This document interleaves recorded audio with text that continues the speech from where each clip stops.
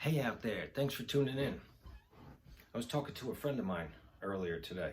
It was a mixture of real estate investing, yeah, you know that, and also, retirement. Now, the nice thing about being a real estate investor is I have no thought or no time or anything like that where I'm looking to retire and completely get out. I want to do this forever.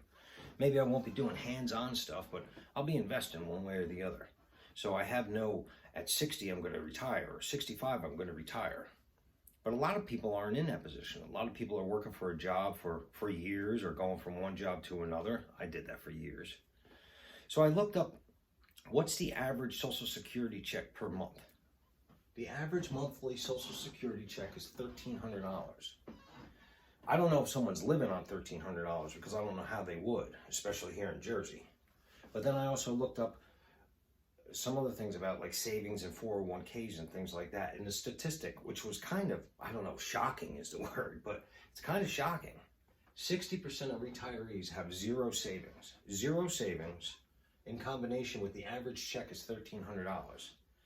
That's not a real good place to be if you retire from a job and you're trying to live on that.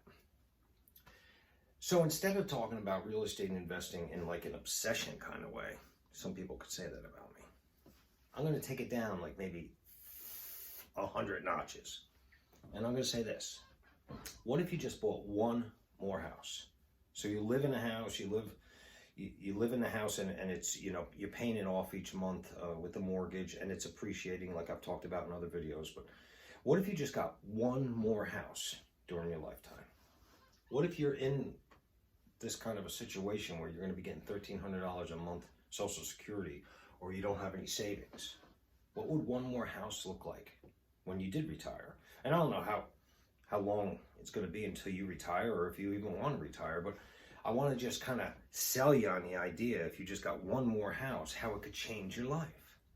It's pretty amazing. So I'm going to use an example of just a $200,000 house. And then some people might say, where am I going to come up with the down payment money, Harry? How am I going to do this? How am I going to do this? Find a way. Find a way to come up with a down payment for a $200,000 house.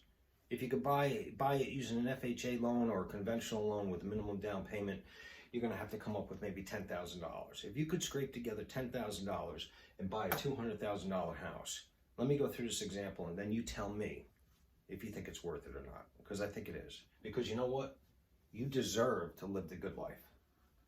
So let's say you buy this $200,000 house, and again, I don't know what age category or bracket you're in or anything like that, so I'm going to give a couple different examples of where you'll be at. I used 3.5% interest, even though the interest rate's probably closer to 3.25 right now.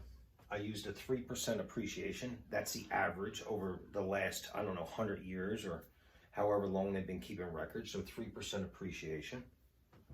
And I'm not going to get into the juicy bennies. The juicy bennies, I'm just going to touch upon them. That you'd be receiving rent on this house from somebody.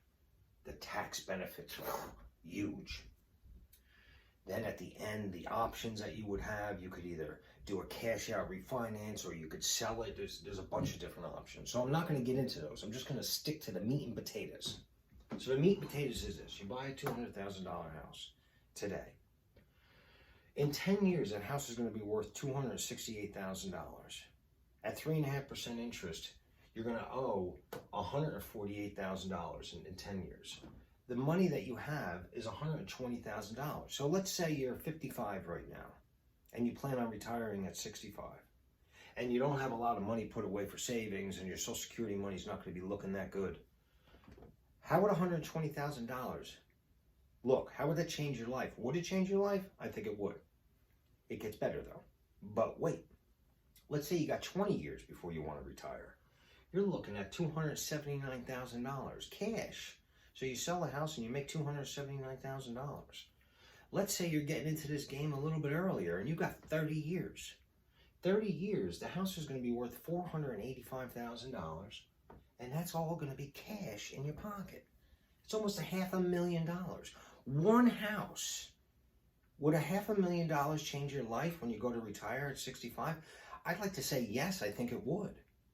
If the average is $1,300 a month that you're going to be getting from Social Security, and more than 50% of everyone in the US has zero savings, then almost $500,000 when you go to retire could change your life. This is with one house, just one house. I wanted to give this example because I think a lot of people think that you have to get in and just start doing it and you know, getting multiple units and so many deals, because that's what I want to do. However, just one single house could change your life, not only yours, but your family's life. So, if you're thinking about, how could I do this? How can I retire? This might be a route to go.